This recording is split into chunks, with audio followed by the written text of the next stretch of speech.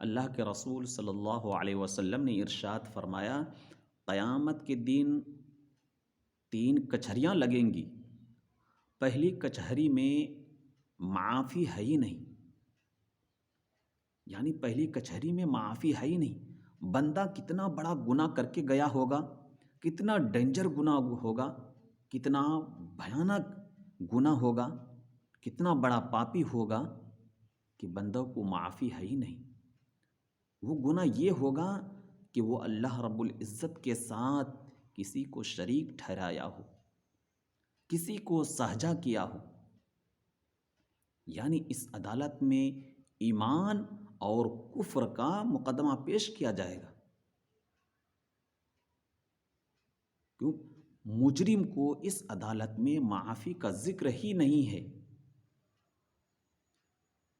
دوسری کچہری میں بندوں کے حقوق کے بارے میں سوال ہوگا کہ بندوں کو حق دلوا کر کے رہیں گے۔ بندوں کا حق کیا ہے کہ آپ نے کسی کا مال ہڑپ کر لیا ہے، آپ نے کسی کو بے سا تکلیف دیا ہے، آپ نے کسی کا روپیہ رکھ لیا ہے، آپ نے کسی کی چوری کی ہے، آپ نے کسی کو مارا ہے۔ اس دن اللہ رب العزت تمام بندوں کو، تمام مظلوموں کو حق دلوا کر رہیں گے، کیونکہ پہلی کچہری میں ایمان کو بچانا ہے، دوسری کچہری میں بندوں کے حقوق اس دنیا ہی میں ادا کر دینی ہے۔ اگر آپ نے کسی کو کوئی چیز لیا ہے تو دنیا ہی میں اس کو نمٹ لیں، دنیا ہی میں اس کا مسئلہ حل کر لیں۔ تیسری کچہری جو ہوگی وہ اللہ کے حقوق کے بارے میں ہوگا۔ اللہ کے حقوق کیا ہے؟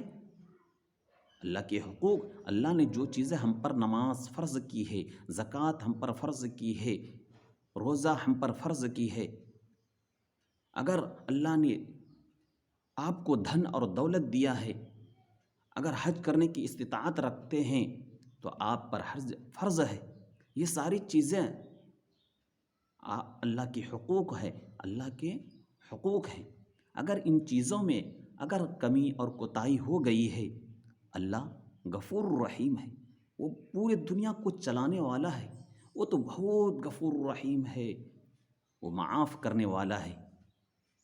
اللہ معاف بھی فرما دیں گے، اور اگر اللہ چاہے تو آپ کو سخت گرفت میں بھی لے لیں گے۔